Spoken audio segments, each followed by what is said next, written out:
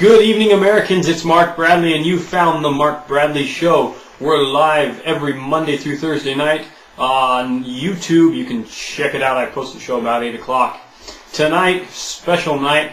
Welcome back from the weekend, and a bit of a rough week for me as I was sick, and we had guests over the weekend. I was going to try and do a special edition Friday show, and people showed up too early, so I wasn't able to do that. Thanks for waiting. We're back. Got a special guest coming up at the end of the show tonight.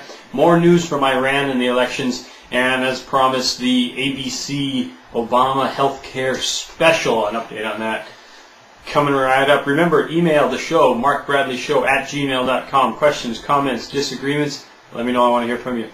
And you can check for updates, twitter.com and facebook.com. You can find me. Search YouTube for Mark Bradley Show. All the shows are archived there for your viewing pleasure. Iran's Mahmoud Ahmadinejad's opposition candidate, Mousavi, called for a nationwide strike in Iran over the weekend. He's called on all his supporters to stay home from work. And I believe Wednesday of this week, as a show of support and to force the current government, the current regime, into action.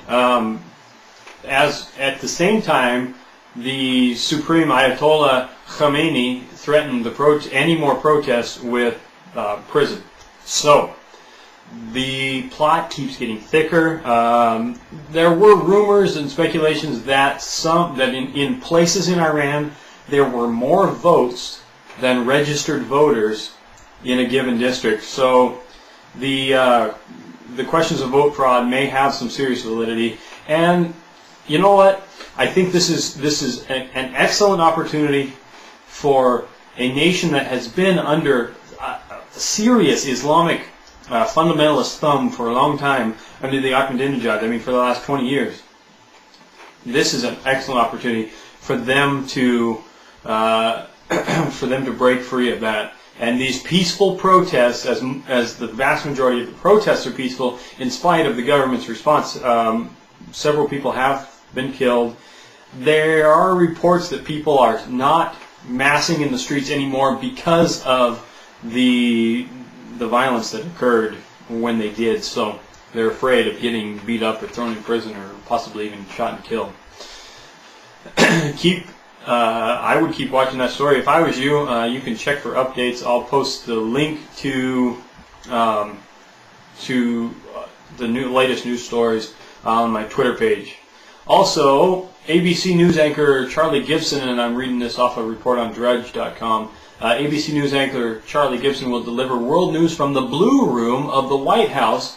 The network plans a primetime special, Perscription for America, originating from the East Room of the White House. And that's a whole ABC special that includes their Good Morning America program, World News, Nightline. They're all going to be broadcasting from the White House, and the White House is to some extent going to be running that show with their news anchor, their prime news anchor, Charlie Gibson, moderating a town hall style healthcare forum, I guess you could call it, at the White House. President Obama is going to deliver that. And then there'll also be some other special healthcare programming stuff on their other shows. In a letter from Ken McKay of the Republican National Committee, he said that Good Morning America, World News, Nightline, and ABC's Web News will all feature special programming on the President's healthcare agenda. This does not include the promotion over the next 9 days the President's healthcare agenda will receive on ABC News programming. The Republican National Committee sent an official letter of complaint to ABC stating that that they believe that this is simply a Democratic platform issue, and that the Democrats are getting free airtime on ABC to promote their views. And he requested, Ken McKay, the Republican National Committee chair, requested that their views be allowed to air alongside, that they be able to present a rebuttal. And they were turned down, they were rejected, and their claims of glorified infomercial were deemed false. And so this goes on Wednesday night, starting Wednesday night on ABC's World News. So I personally can't say I'm going to be watching it because we don't even get that. We don't even get ABC in our house. We don't get much of any television stations here. No digital transition for us.